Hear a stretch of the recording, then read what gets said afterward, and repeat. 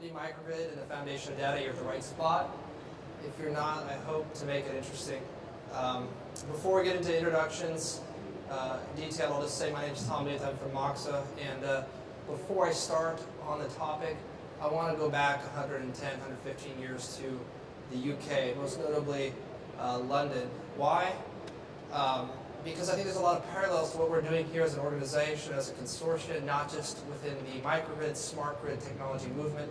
And the parallels that can be drawn here, so we go back to the automotive influx at the turn of the century. It was largely driven by the UK in a lot of ways, but there was a lot of infrastructure problems, and the regulations and certifications and things of this nature, essentially the legal roadblocks got in the way of the proliferation of infrastructure.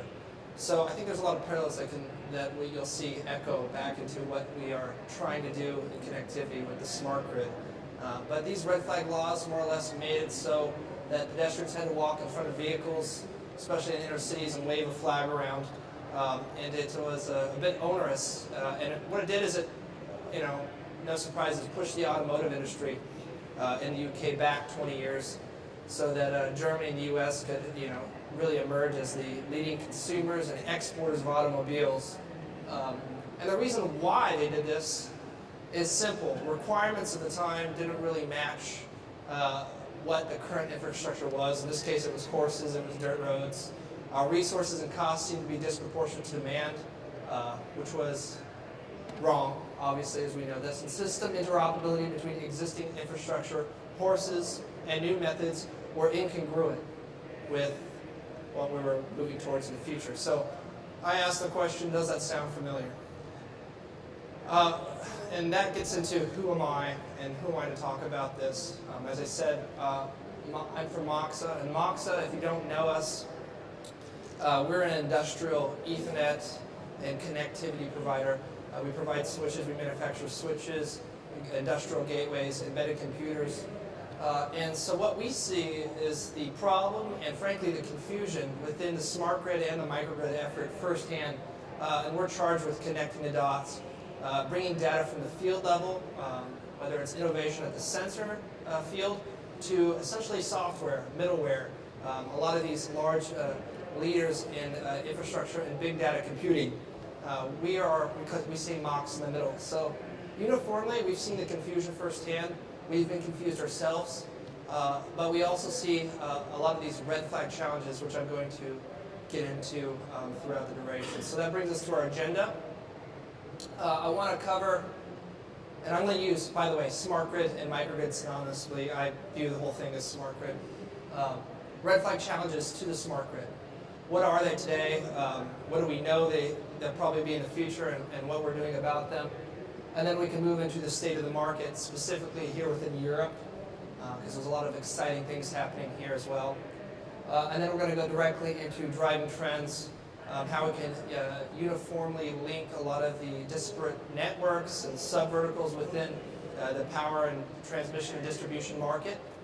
And then we'll try to wrap it up maybe a bit early. I talk too fast, so especially when I'm nervous. All right. So that's what we're going to cover. So the red flag challenges, I've alluded to them being outdated requirements, regulations, and certifications. Those fall within two primary categories. That's, too much animation. Disparate networks, whether it's conventional or traditional. Obviously, there's a lot of regulatory bodies interested in pushing these technologies forward, but not really pushing them together. And then we have what we're all here at the IoT World Congress, which is system interoperability.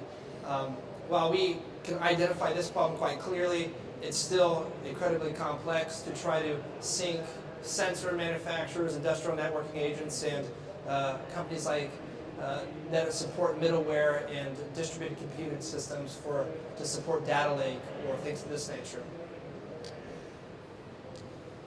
But there's a lot of progress going forward. But here's the issue. There's a lot of different segmentation. This is just 8, I think, of the top 10 European bodies that are affiliated with pushing either power initiatives or smart grid initiatives forward. In 2011, the European Commission, the EFTA, combined 3 of these to push forth a central effort for the European smart grid reference architecture, which we'll kind of reference a few times here today. That is probably the best thing that we have going forward, really.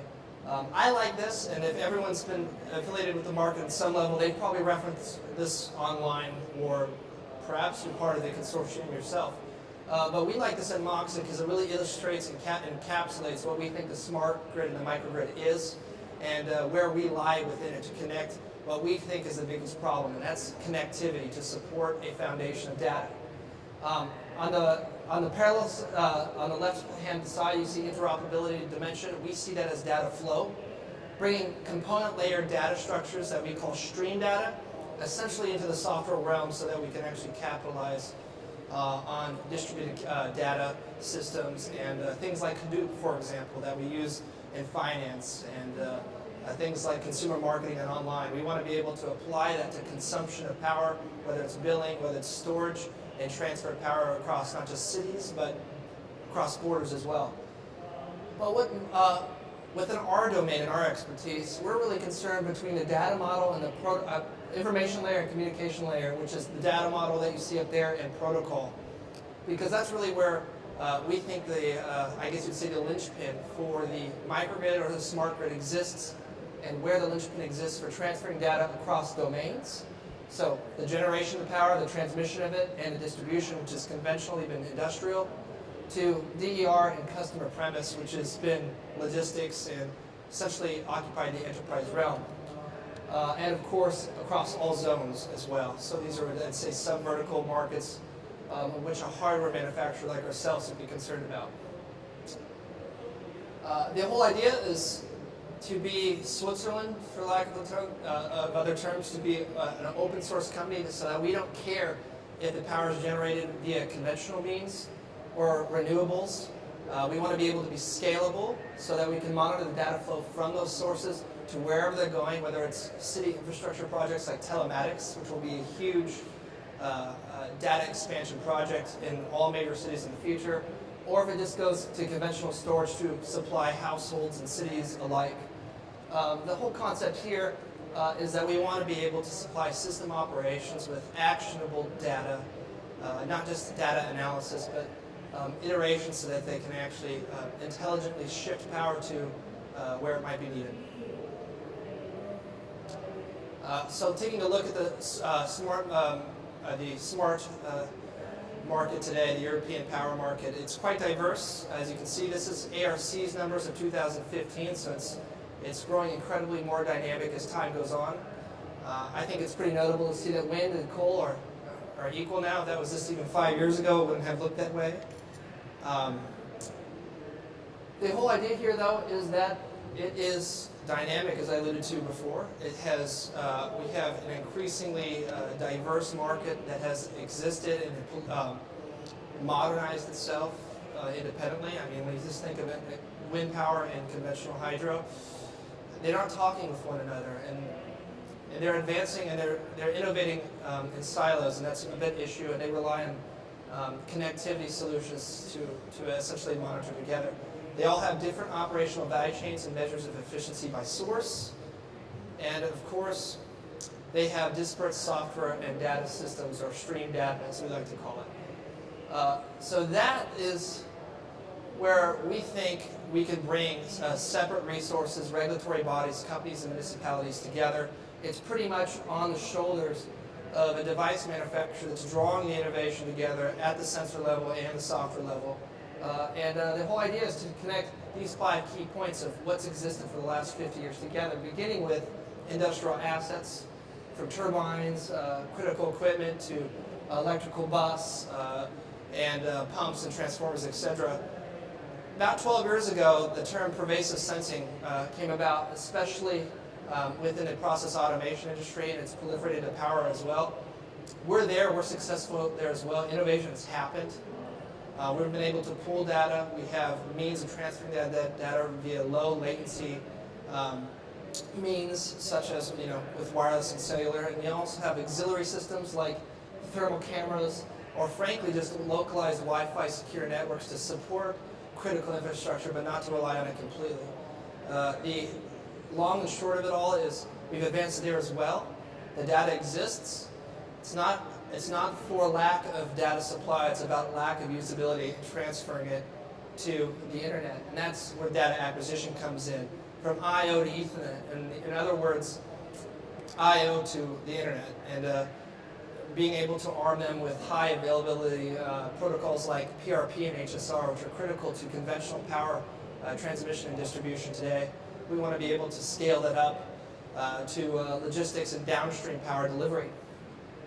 And we also want to take some load off of what you hear about cloud.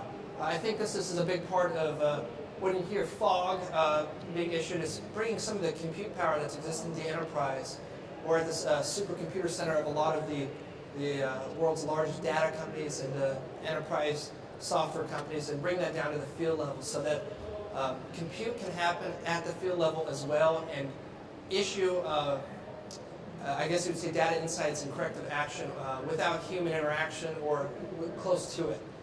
That way we don't have to influx the cloud with massive sums of data. According to Gartner, I think in 2015, a recent study, in 2013, the estimated data ecosystem, if you will, globally was 4.4 zettabytes, and by 2020 it's going to be 44. So we're midway through there as well. You can't expect that to go in the cloud. You need to bring some of that computation and corrective action down to the smart grid field as well. Then moving past that, when you really take a look at it, you have sensors, of course, to analytics, but it's really about taking data into action. And that's more or less how we view the bit pipe, the packetized information, of transfer of information and utilization of that. Now moving on to the next step, allowing you to do this makes prognostics and diagnostic software actually worth the investment. So this is another example where we've had innovation on top rather than just on the bottom, or sensors. This technology exists. It's about utilizing it and being able to tether it to operational corrective operations immediately, so that you can recognize anomalous activity in real time, and also that you can allow software manufacturers that are utilizing unstructured data sets to innovate on their end with software and new methods of opening up the middleware pipeline, if you will, such as MFT or B2BI or B2B data transfers.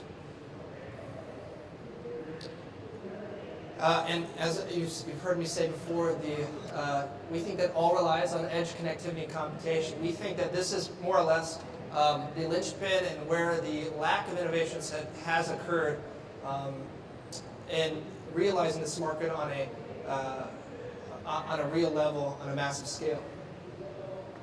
So what are we doing about it? Well, we want to be able to connect a system of systems, if you will. If you see this, the top quadrant is what's typically been known as the industrial realm, where we're trying to incur and support operational maintenance, asset management, extending lifeline of capital equipment that have a 30-year depreciation timeline to, say, perhaps 35 years, thus incurring a huge profitability margin and also preventing failures.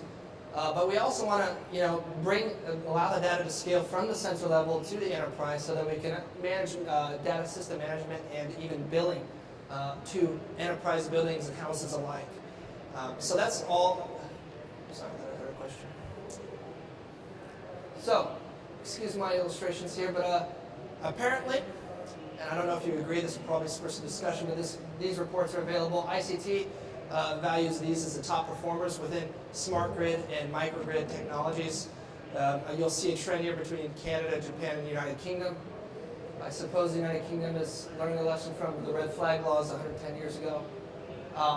Here's another way of breaking it out into T&D equipment and smart grid, according to the same study. And you'll notice some trends here too. Well, Canada and Mexico have a lot of greenfield potential, opposed to a lot of these nations that we're surprised to see weren't performing as well, simply because they have a lot of brownfield operations to correct, which kind of begs the question, or I should say reinforces my statement, that certifications and regulatory bodies do slow innovation a lot for technology companies. And did you know, let's see if my, according to Gartner, among the top 10 IoT advancements in 2018, 8 will be aimed at the power and smart grid industry. And if you read them down there, all of them incorporate secure connectivity and computation as the core driver of making those a realization, especially when you look at event stream processing, which is that stream data I spoke of as well, that you require software and unstructured data lakes to support that, but you need a real-time connectivity from sensor to essentially control to realize that as a solution.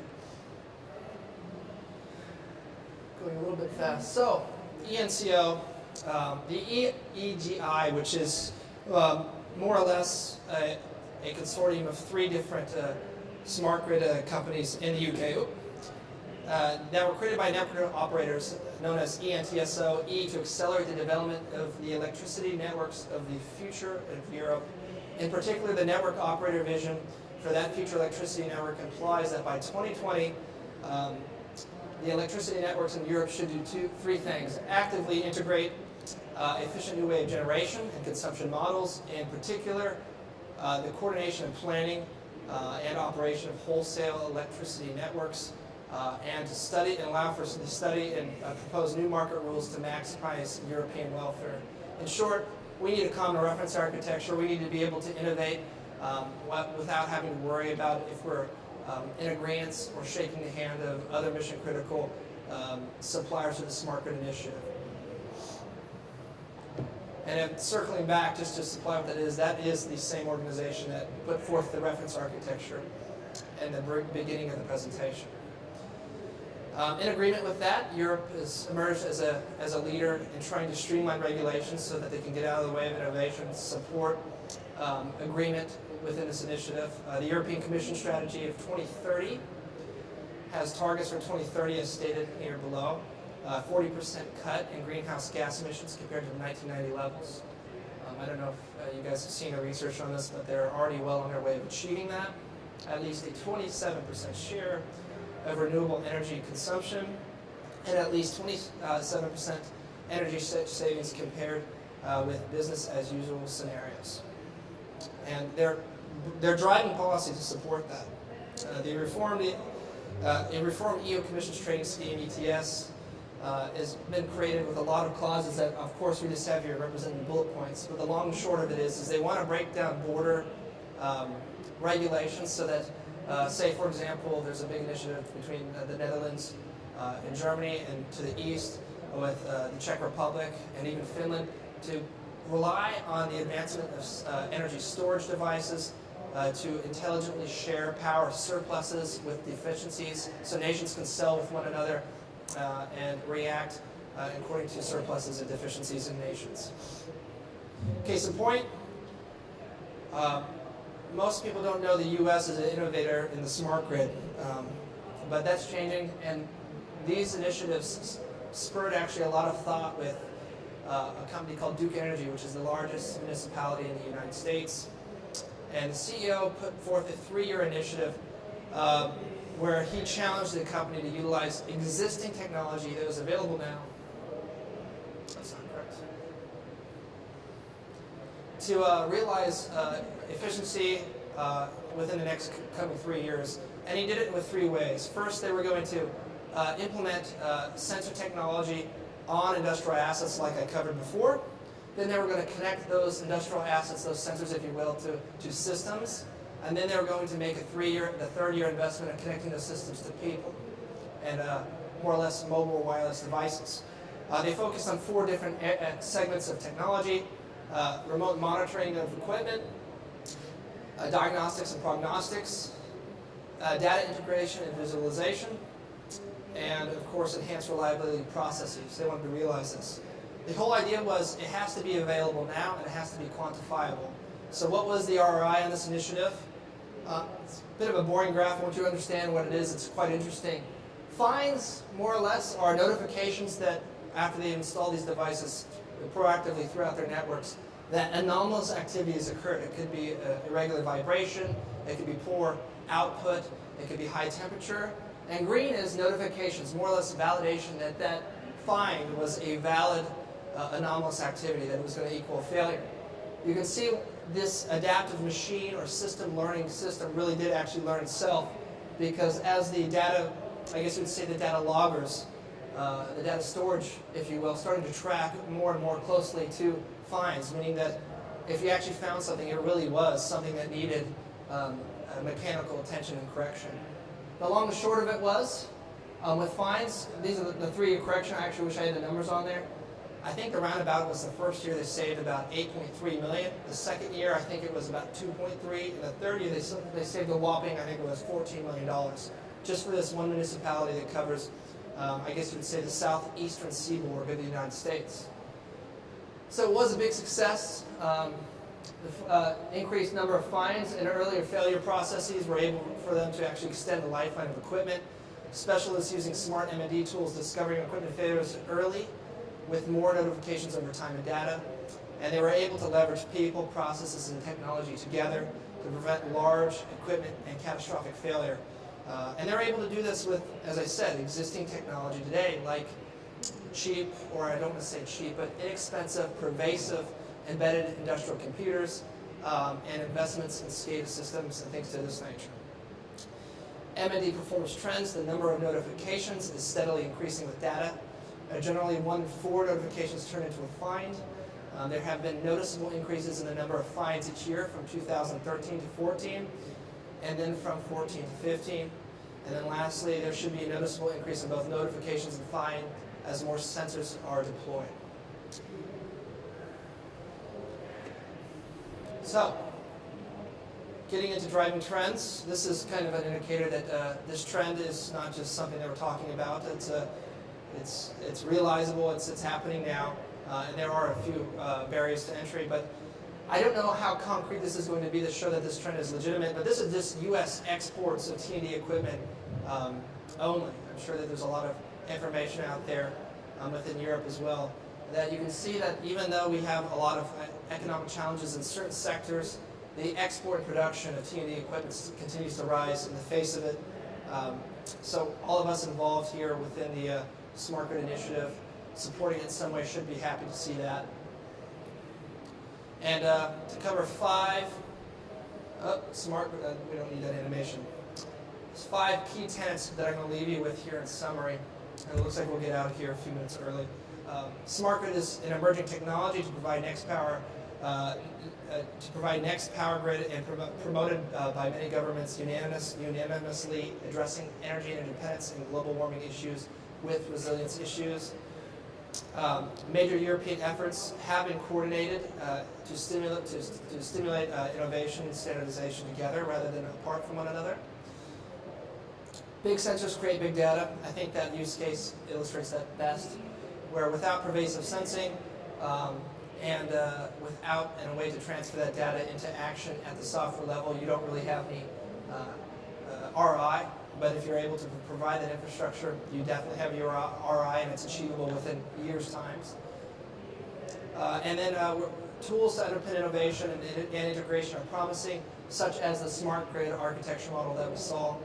It's allowing all companies from different technology sectors to find out where they sit in the value delivery chain, if you will, and work together.